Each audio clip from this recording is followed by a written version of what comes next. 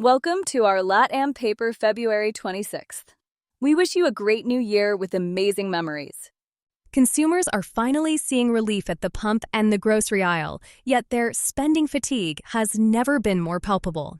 While global inflation has retreated to approximately 3.8%, consumer demand is being squeezed by a sticky services sector.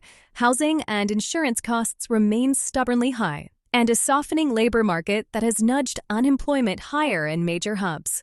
We are witnessing a decisive flight to value. Shoppers are aggressively trading down to private labels and discount tiers to preserve their disposable income. This isn't a total collapse in demand, but rather a calculated retreat. For businesses, this means volume growth will be hard-won, with retail sales growth expected to cool to 3.5% as households prioritize rebuilding the savings. Business sentiment in Q1 2026 is dictated by the looming USMCA renegotiation and fresh transatlantic tariff threats, which are creating a wait-and-see atmosphere in the consumer goods sector.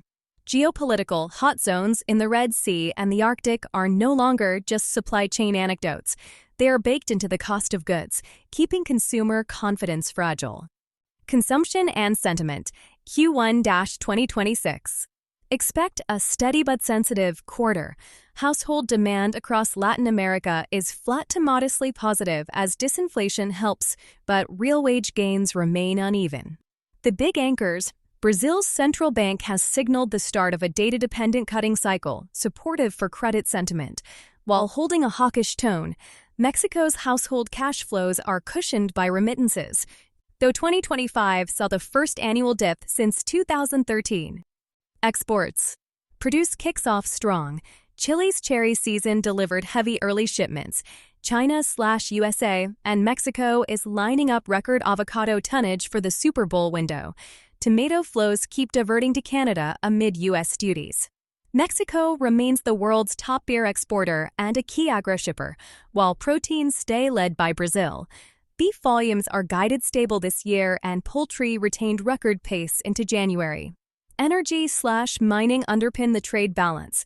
Brazil set record oil and gas output in 2025, more exportable barrels, while Mexico's Pemex is boosting domestic refining, trimming crude export availability. Copper stays structurally tight as Chile/Peru manage capacity and prices stay elevated. Gold exporters benefit from extreme, but supportive, price levels despite volatility. Containerboard. February opened with more questions than answers. Mills are understandably pushing for price increases, citing cost inflation and high operating rates. On the other side, demand remains soft and competition is intense, leaving little room to take price hikes. In the US, winter weather has weighed on consumer demand and slowed regular box shipments. That may be why many expect a firmer March as inventories are rebuilt and consumption improves. We'll see how the market shapes up in the next weeks. Also, the news about IP and DS Smith is something to take a close look. Pulp. With Lunar New Year approaching, the price increases we've pushed through look close to their ceiling. China is expected to add about 4 million tons of new capacity by Q4, mainly chemical pulp, which will put additional pressure on demand. Chemming is expected to restart, but the impact should be limited given their high level of integration.